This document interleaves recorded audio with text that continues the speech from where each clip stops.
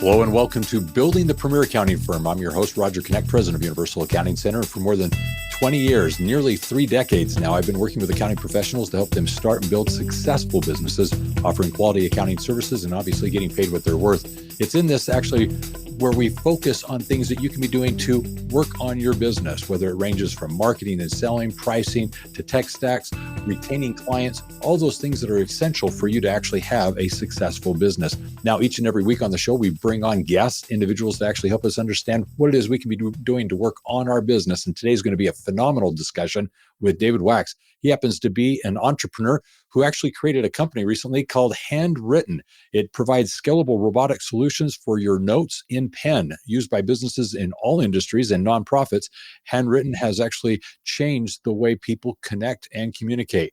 Prior to Handwrytten, David actually founded Sell It, a leading mobile marketing platform with clients including Abercrombie & Fitch, Walmart, and many more. Sell It was actually sold back in 2020 or 2012, but today he's working with Handwrytten because it's one of those fastest growing businesses. It's actually recently been recognized in Inc. 500 on occasion, and David himself happens to be someone who speaks on this regularly, contributing to the technology that he actually has built. Now, this is something that's been featured in the Washington Post, Wall Street Journal, and is a contributor to the Inc. 500 or Inc. magazine, if that is the right way to say it, I guess. So, David, welcome to the show.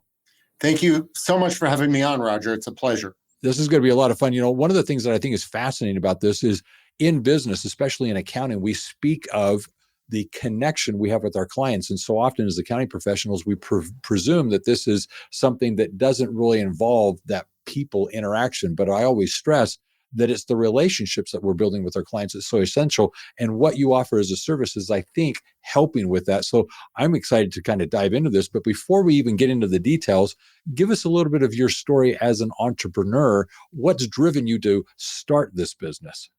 Yeah, I mean, it dovetails nicely into Handwrytten. So Handwrytten was started, my last company was Sell It. Yes. And we grew from providing service for realtors where you could put a sign in front of your house that said, text home 123 to this number to get info on a house. And we kind of switched out of that and we started a more general outreach program for retailers and brands called Sell It Studio. And that allowed them to send out millions of text messages a day. And I grew that business over 10 years, sold it, and then spent the next 2 years working for the new owner, a private equity-backed company called Hello World, and now it's Merkle. Okay. But that process, I realized, text messages work. We were sending millions of them, but at the same time, everybody was getting millions, and everybody's getting 125 emails a day, and they're spending 24% of their day just managing their email inbox. And I thought, gee, I've helped create a problem, and what are people going to do now? And that was back in 2014, and things have only gotten substantially worse since then, thanks to AI and just cheap email spam and all the rest.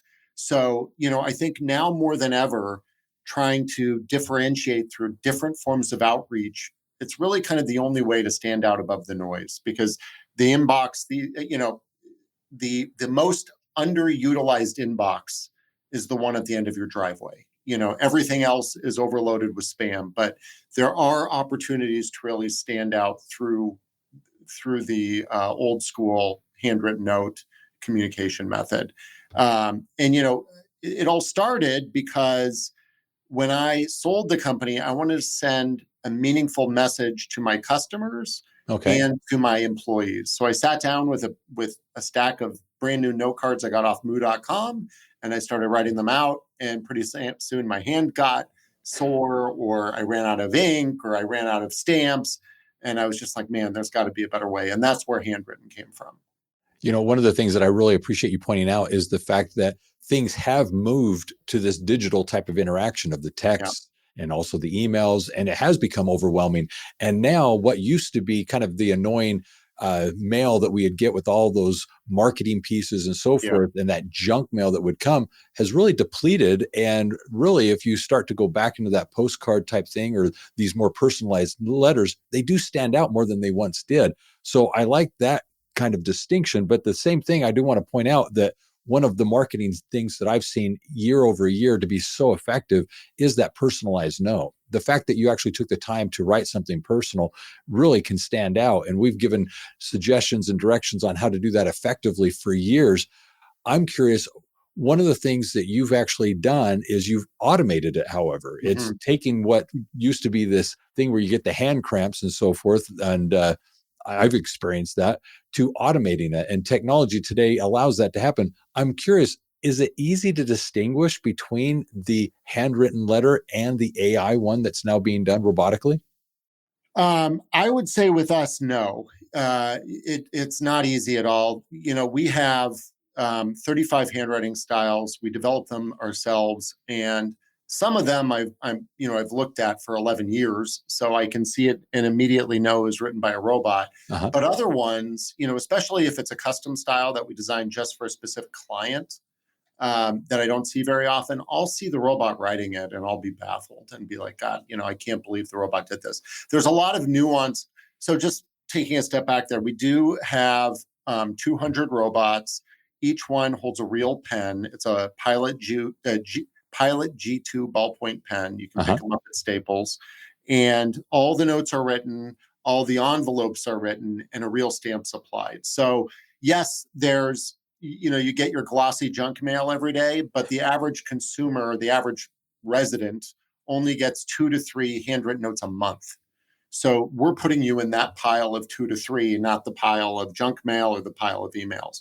But yeah, so we do a lot to make these notes look really great. So we vary the left margin. So it's not like you're writing down a hard edge of a page. Yeah. You're kind of going in and out a little bit.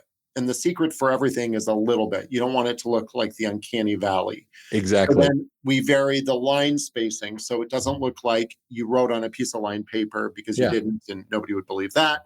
We vary the letters. So if you look at 2 O's in a document or 3 O's, they're all going to look different. And then 2 O's together look different than 2 O's apart because you have different ligature combinations. So 2 T's together, how do you cross them? Do you use 1 crossbar or 2? All of those little nuances, it's very much an art as much as a science. We put it all together and create something that looks really very authentic. I do have samples here, and you can go to our website, of course, to see them too.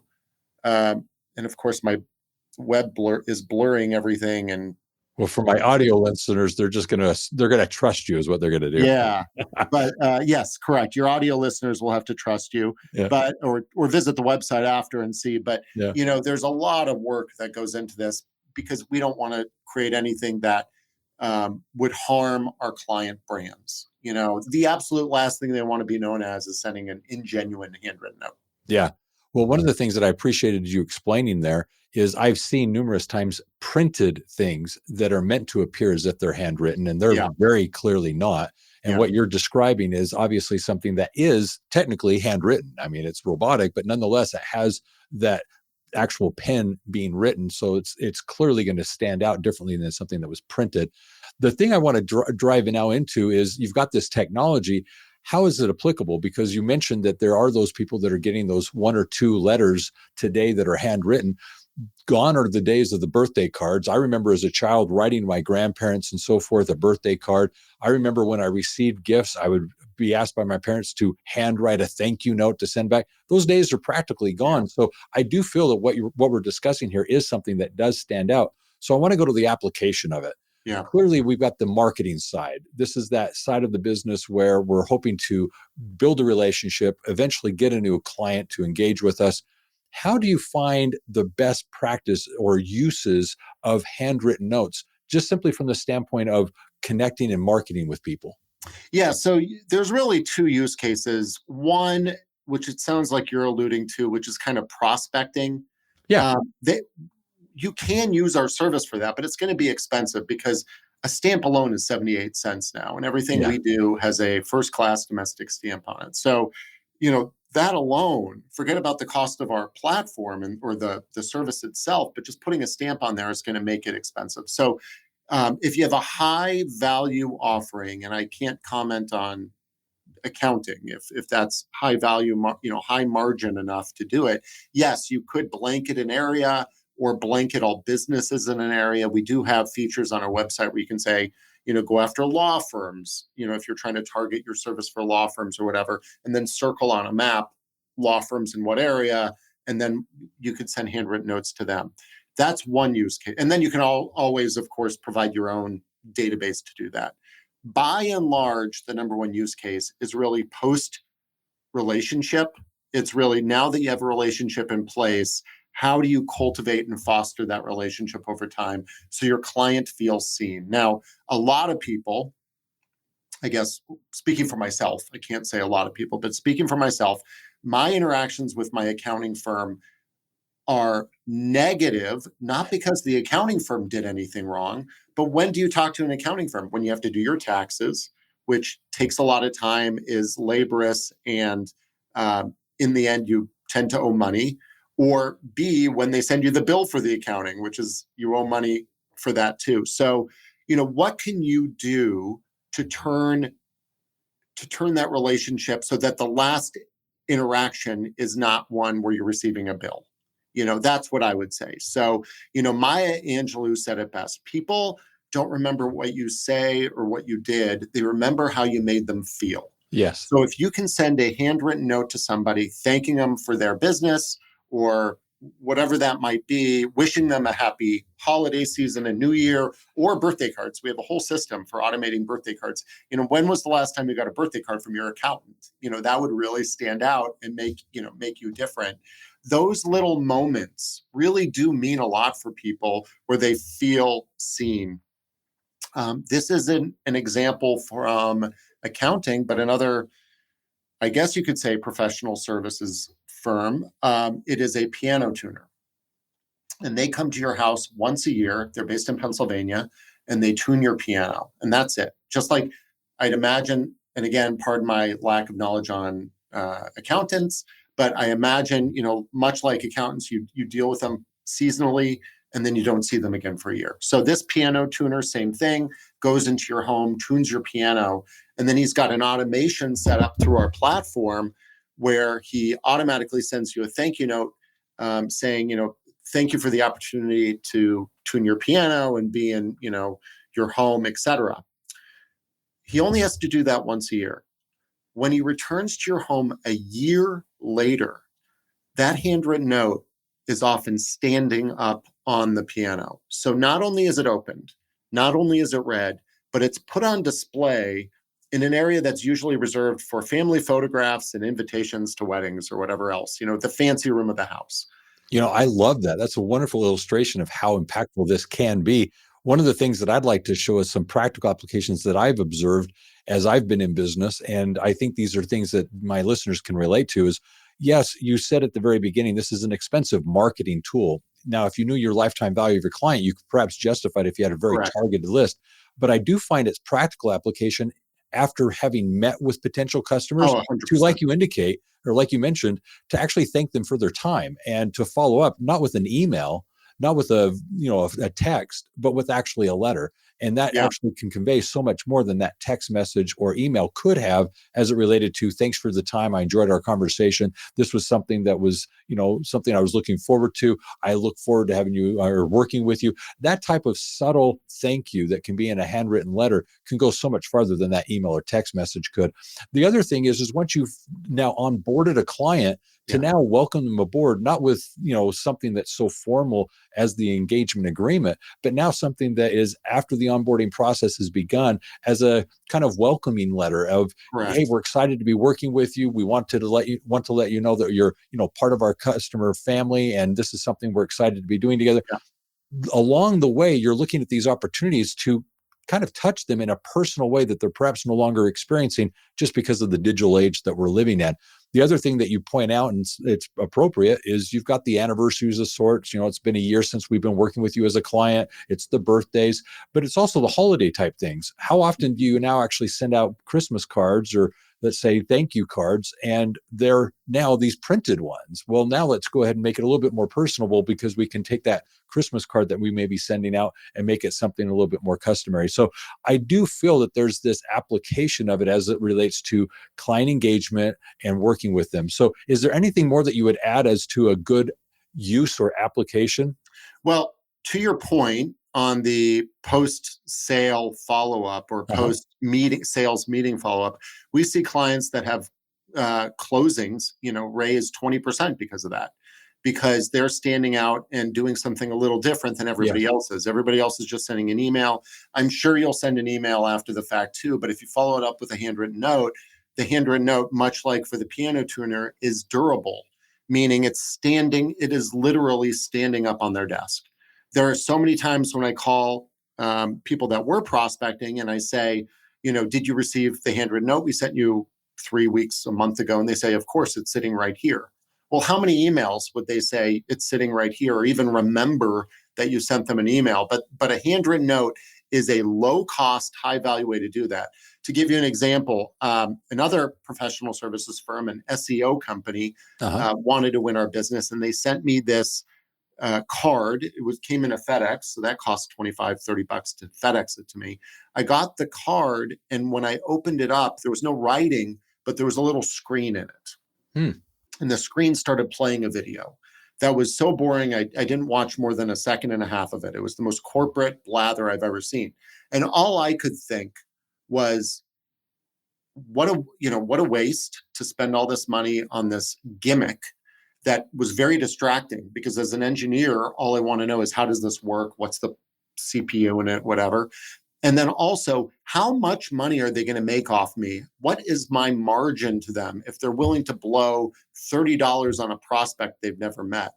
They could have created a more genuine interaction, a less distracting one that I would have read had they just sent me a handwritten note. But instead, everybody these days either wants the latest, greatest gimmick or just email. So there's opportunity there. So I can't overstate the value of the durability of this, that it stands on people. I mean, I have handwritten notes behind me right here that I've had for a year or more.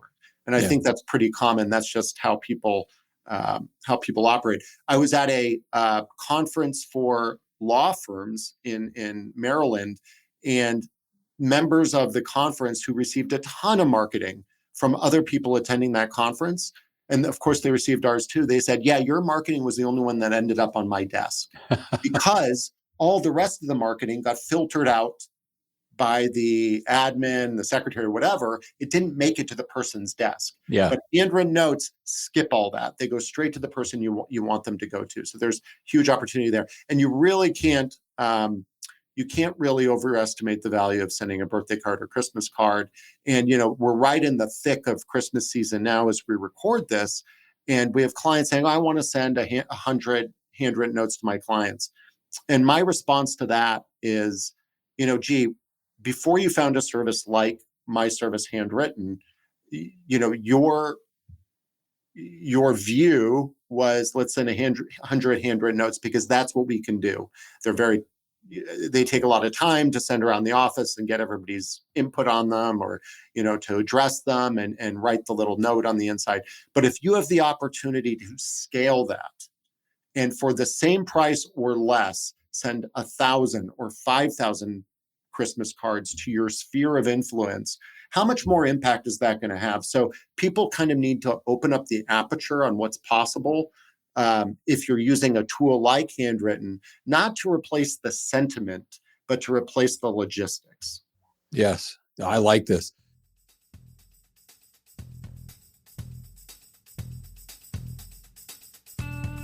Learn the turnkey process for starting and building a successful accounting business. It's in this course that you'll actually experience 4 specific trainings. Part 1, your business plan, everything you need to know to get started. Part 2, how to price your services, the pros and cons of different methods, and the best way to price your services that are both profitable and professional. Marketing and selling your services so that you can actually be top of mind, but more importantly, how to actually be seen as a trusted strategic advisor. And last of all, mapping it all out. 5 principles in running a profitable business so that you can be both competent and confident in the services you're providing. Learn now what it is you can be doing to start and build your own successful accounting, bookkeeping, or tax business. Go to the episode description and there get the information you need to take advantage of this today.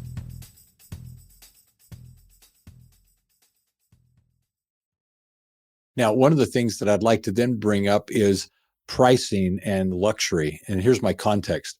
A lot of time in the accounting profession, one of the things that we try to do is get paid well for the services that we offer. And pricing typically becomes an issue of concern or question for accounting professionals because they just struggle sometimes changing how they're pricing their services, increasing the pricing for their services year over year. It's always this dilemma. But one of the things that we want to do is obviously get paid well for our services and to create that allure of luxury, of premium service, that they're getting that exceptional experience. And I wonder, how could this personalized note perhaps enhance our ability to distinguish ourselves, not as a commodity, but a luxury service that they're actually being well taken care of? I mean, I think anytime, people buy emotionally. It's been proven over and over again. And then they also buy from people, not brands. Mm-hmm. So, by creating that personal connection, I think it does provide you greater leeway to raise prices. I mean, we have luxury brands using us, some of the largest in the world, handbag manufacturers and clothing, perfume, cologne type brands using us, luxury eyewear for that specific reason, because it's the luxury touch. Everything that we do is a thick, toothy cardstock. Well, we have two. We have thick, toothy cardstock vellum, and then we also do have kind of glossier stuff if you have a very saturated image on your card. But I recommend that thick, toothy cardstock because it gives that premium feel and kind of connotes that, you as a client or as a prospect really matter. And, we are going to provide the same care to you that you expect. And I think there's definitely opportunity there to, capture that value and really just appeal on the emotional sense where, again, people remember how you made them feel and they buy emotionally. So I think it's certainly capable of doing that there. Yeah. Well, one of the things that I think is very important as part of this conversation is really recognizing that with digital communications, the text, the emails, with AI, I think a lot of things are moving us away from that personal interaction and that emotion that we're talking about here that this clearly can accomplish. So the next thing I'd like to understand is, as it relates to your service, clearly the accounting professional, all of us can be handwriting letters. I mean, that what we've described as strategies and things that can be done manually right now. So none of this is something that necessarily requires a technology of any sort. So the question I want to ask is, what's that tipping point that basically says someone ought to consider a service such as yours versus doing this manually as they perhaps can and should be doing? Yeah. So, I think that varies for everybody, but I'm on this podcast not to talk about handwritten with a Y. I'm here to talk about handwritten with an I, doing it yourself. Yeah. And also the I, you are I, you're doing it yourself. That said, when it gets to a point, after you see the value in it and what it can do to your relationships, then I think you should scale it. Your time, I'm sure at your school, you talk a lot about prioritizing time and activity. And is your time best served as a secretary, as an admin, doing these administrative tasks of sending out handwritten notes, or is it best served serving your clients and doing the next financial statement or tax return? So I think you and your listeners need to determine what's the best way to spend your time, and what the logistics of which tasks can you offload.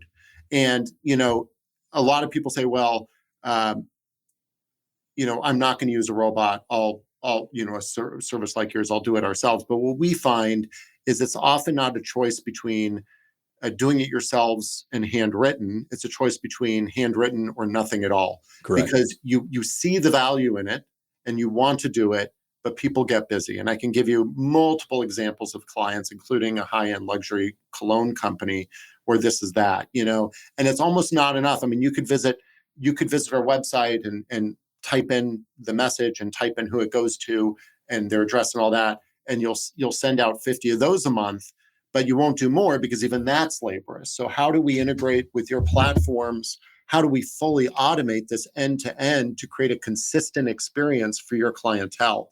Because that's how you're really going to reap the real benefits, is not doing one-off handwritten notes, although that's fantastic. And maybe you should just sit down and do that with pen. But when you want to create a consistent branding in your organization that says, we care, we're going to send you 1 or 2 or 4 handwritten notes a year, that's when I think you should start talking to a company like Handwrytten. I like that. As I look at it, for the accounting business, you've got 20 clients, perhaps that's something you can manage and handwrite. Yeah. But if you're a tax firm and you've got 500 tax returns that you're doing each year, and you've got 500 customers that you're wanting to stay engaged with, and coincidentally, you have access to their birth dates, all of a sudden that takes it to a whole new dynamic, simply because I don't know that I could physically write 500 cards.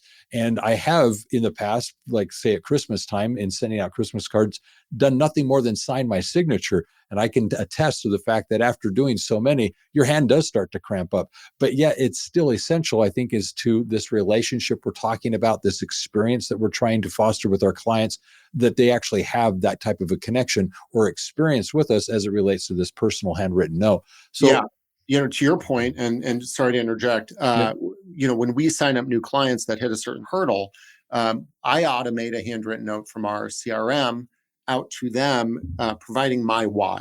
You talked about kind of the engagement letter and then sending a handwritten note after. We do that. So if you spend a certain amount with us, you're going to receive a whole swag pack from Handwrytten, and then you're also going to get a letter from me explaining, I started this company to deepen relationships with brands and their customers, and make sending a handwritten note is easier than sending an email. So you get my whole backstory. Yeah. And I think it's important that you connect who you are as a company with the client. And again, it's to build that emotional connection. So we've done all that in an automated fashion. And it's really amazing what you can do these days with some simple automations, whether that's Zapier or N8N or one of these other platforms, or directly within Salesforce or whatever your system is. We integrate with them all. So it's very easy once you make that decision that, let's not just reach out to them through email and text. Let's try to get a little deeper.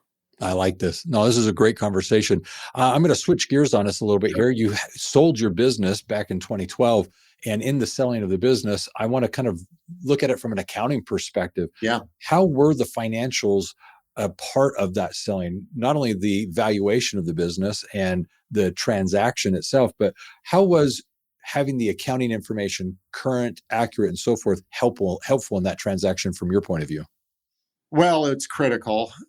We were actually I'm surprised they acquired us. We were a cash-based accounting at the time. One thing I would say is I wish I would have known about the 1202 conversion, the qualified small business stock. That would have saved me substantial money. And my new firm, Handwrytten, is set up with that in mind.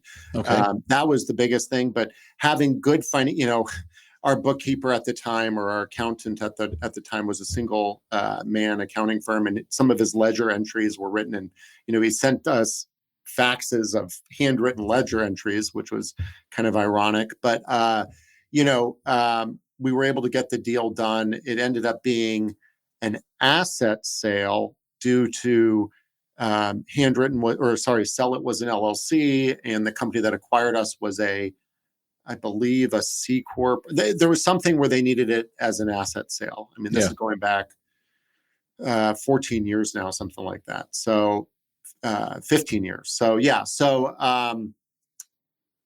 That it was, but overall having those, it was absolutely critical to have numbers. And I can, now, even though I'm not looking to sell Handwrytten, it's very important to keep those numbers up to date in case there is an opportunity.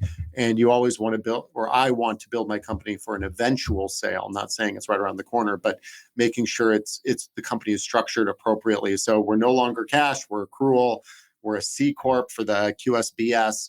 And, we've done quality of earnings and all that good stuff. Interesting. You actually answered my second question, which is, since you've sold and now you're running this business, what are you doing differently with your accounting because of that transaction? What did you learn that you're doing differently now? And you basically answered that. So thank you for it. Yeah. That's all of it. And quite frankly, the switch to accrual was recent, and it's caused some pretty dramatic changes in how we or how we sell our services, because for a long time we were doing prepaid. So you could come to Handwrytten and get a discount by buying a bunch of handwritten notes in advance, and then send them over up to 3 years. Well, that creates a huge prepaid or a deferred revenue liability. So we decided in talking to our accounting firm, this is not the way to go. So we've reduced the life of those credits to 1 year. So if you sign up for that, you will only have 1 year to use them. But we're really moving people to invoice pricing, where you pay every month. And there's we can get into pricing if you're interested. But the accounting decisions have changed the business itself. So there's been a pretty substantial shift in how we are running our business, strictly to ensure maximum value upon a sale of Handwrytten down the road. This is phenomenal. I love this, because as a business owner, your perspective is so important. So that recent transition from cash to accrual accounting, what do you feel has been the biggest advantage to you as the business owner, as you're running your business with that new perspective, not cash, but accrual accounting? Well, it's definitely tying, this is all, I guess, accounting 101, but it's tying effort to revenue and cost. So, let's go back when we were just a cash-based company, and I should have known better, but we're a small business and we have to do what we can to get by. So when we were a cash-based company in the prepaid, we'd sign up somebody on a prepaid plan 3 years ago, and we'd collect their money and we'd quickly spend it to pay for rent or, salaries, whatever that is, paper, stamps. The problem is then 3 years later, when the client decides to start sending notes, you're out paper, stamps, and salaries and rent, and it's very hard to tie it back. Yeah. And it's very hard to make sure there's enough money in the bank to cover it. So without doing it again and constantly having more prepaids come in to kind of refill the bucket. So switching to accrual and, being able to better tie expenses to revenue and effort has been, unfortunately, I'm not going to say it's a fully solved problem for us. We still have a number of accounts that are at least at the 1 year prepay, which is bad enough, but at least it's a more manageable situation than it was just 12 months ago. I love it. The fact that you're able to articulate that is phenomenal. And as a business leader, you're in a position where you're leveraging the accounting information to make more informed business decisions. And it's clearly affecting your business model, how you're choosing to do business and interact with your customers, the pricing. I love the fact that information from the accounting is helping you make those more intelligent decisions, because it comes down to cash flow. Definitely what you're describing is clearly the cash flow of the business. So that's fine.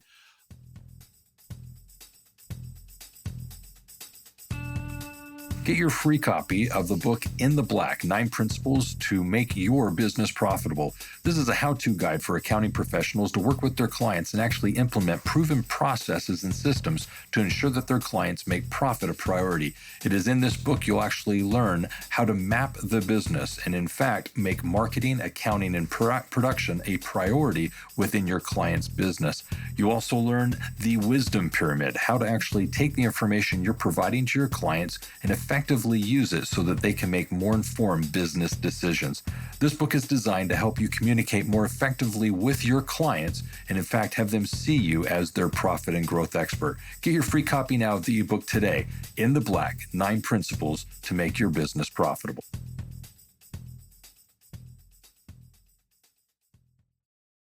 As a business owner, I have to ask, being an entrepreneur, what are you grateful for? I'm grateful for great employees. I'm grateful, employees that put up with me. I'm grateful for a wife that puts up with me and the long hours. And I'm grateful to be, and I'm not some political one side of the aisle or the other. I'm very centrist, but I'm grateful to be in a country that, and in a state, Arizona, that really fosters entrepreneurship and new businesses. Very good. I have to agree. We live in a great time and a great place. A lot to be Yeah. grateful for. Well, David, this has been a wonderful conversation. Here's what I'm going to do. I'm going to start moving towards wrapping things up, and I'm going to come back to you for a closing thought. As I begin this, I actually want to invite all of my listeners to an offer that David has extended. If you'd like to take advantage of this and see a little bit more about what his services include, he's giving us a discount, a savings that you can take advantage of in the episode description. It's a $20 savings. You can go and use the podcast coupon code and actually get a sampling of this service and give it a try. And I would encourage you to definitely consider doing so, if nothing else, to connect with your customers and give them a thank you card for the services that you're providing to them. This is something that you want to take advantage of today. So go to the episode description for that information so that you can get those savings now. As it relates to the call, I just want to actually summarize some of the things that really stood out to me. One, his journey from selling his business in 2012 to then seeing the need for something that's handwritten. And I think the conversation that we had as to why this is so valuable is important to realize that the emails today, the text messages, they're just not enough to provide that experience that I believe the customers are expecting. And when we're doing handwritten notes, they become a lot more tangible for the customer. Nobody's printing off the email that you sent them and putting it on the wall. But yet with a handwritten letter, you could actually find it now on that piano in the center of the living room. And I think that was a great illustration of how this is so different. The other part of this conversation is to them getting through the gatekeepers, and the fact that these handwritten notes are actually seen by the recipient, I think is a very key thing, because there is a lot of noise out there, whether it is the emails we're receiving, whether it is the text messages we're getting, or even the mails that we're getting together. Those things can get kind of overwhelming, but that handwritten note does make it through the noise of it all and gets to the recipient as it should. So I think those are great illustrations. The one that really stood out to me, though, is as we as accounting professionals try to change our pricing, increase our pricing, get paid what we're worth, to really no longer be considered that commodity, but a luxury service that is essential to the success of a business. To have that handwritten letter and actually distinguish our services differently from the others is so critical. I think it is just that icing on top of the cake of what we do to create an experience that the customer can really be impressed by. And I think that's something that these handwritten notes enable. Now, the thing that really is important to hear is near the end of the conversation, it was recognizing this isn't about using the service or automating it. It's simply recognizing the value in this and doing it manually, getting out there and leveraging handwritten notes as we once did, perhaps like I shared as a child, writing those birthday cards, writing those Christmas cards, writing those thank you notes to friends and family. Those things were things that stood out and were much well received. And I think that's an age gone by that we need to revisit. So doing it manually and then finding what can you do to then automate that process? Your time is so valuable. Is there something you can do to ensure that these are being done and not consuming your time writing out a letter as you have? So once you've proven that process, to then automate it and consider using a service very much like David's is definitely something worth looking into. And especially if you're like a tax firm, that makes a lot of sense to me with the hundreds of clients that you have. To simply send out a thank you letter sometime in the year, perhaps that birthday card, is definitely something that at the hundreds of volume, I don't know that I want to hand do. So it's clearly an illustration of the practical application of a service like this. So all those things being said, to top it off with what David is grateful for, I think was very, very helpful. But ultimately, it was that conversation about accounting, how as a business owner, he sees the value in the accounting information to run his business, and that transition he made from cash over to accrual. Very good illustration of that point. So many gems in this conversation. David, what would you like to end with? No, I would just like to say, please visit handwrytten.com. Use that coupon code podcast when you sign up. It's when you sign up. So you have to register and sign up. Use that code podcast, all one word. Or if you don't want to sign up, you can click business at the top. and request a free sample kit, and we'll send one out to you right away. So Beautiful. please, send out handwritten notes with an I, and then when you're ready, switch to a Y and use a company like Handwrytten. Excellent. Love it. David, you're awesome. Here's what I'm going to do to wrap this up is, first of all, suggest if you haven't already, subscribe to the podcast. We'd love to have you as a listener, someone that joins us each and every week for these different discussions to help you focus on the things that matter most in your business, ranging from marketing, selling, pricing, onboarding clients, tech stacks, training your staff, client retentions, even to mental health. These are episodes that you definitely want to take advantage of. Why? Because they will help you build the premier accounting firm in your area. Go to your preferred listening method for podcasts and subscribe. As it relates to free services, we have a few promotional things that I'd like to point out. The first of which is the Accountrepreneurs Challenge. This is a portion of our give back program that we do for the accounting community. It's a 90-day challenge to actually help you work on both your personal and professional to in fact have the premier accounting firm in your area. It's where we're going to tackle various things related to time management, up to the business, your business plan and the services that you're offering, just a variety of things that on a weekly basis come out that may be simply a 5-minute exercise for you to work on your current situation to maybe a 15 or maybe an hour-long thing that you can be doing to improve your personal and professional well-being. As it relates to the Accountrepreneurs Challenge, you want to go to universalaccounting.com, and there in the navigation, go to the free resource section, and you'll find in the free resource section a variety of things that you can take advantage of, but specifically sign up for the Accountrepreneurs Challenge. In addition to that, I also want to invite you to GrowCon. GrowCon is an annual conference for owners of bookkeeping, accounting, and tax businesses. GrowCon is a conference you do not want to miss. It is each and every year in May where we actually bring to the stage experts to help us understand what it is we should be doing this next year in our business to, in fact, offer quality accounting services and become the premier accounting firm in our area. It's here at the conference that you get to hear from the experts, but also meet your peers, collaborate with them, make friendships, build new connections. And with that, find out what others are doing who are in your space and be inspired by them as well. The other that I'd like to point out is you get to meet myself and my team, those individuals who are committed to helping you be in business for yourself, but not by yourself with Universal Accounting. So if you haven't already registered, join us for GrowCon. Get your ticket today. Go to universalaccounting.com, and in the navigation, go to GrowCon for the specifics of the wins and the wheres and get your ticket now. As it relates to Universal Accounting, the sponsor of our show, we obviously offer a variety of programs designed to help individuals have the premier accounting firm. It's here that we offer training to assist you in offering quality accounting services, training yourself or your staff to offer bookkeeping, tax, and so forth. Definitely check out the various programs and see what it is you can do today to become certified as a professional accountant, bookkeeper, tax preparer, and as well, profit and growth expert offering quality CFO and advisory services. And with all that said, obviously, I hope you have a wonderful day. Take care, have a great day, and enjoy yourself. And always remember, if it's about accounting, it is universal.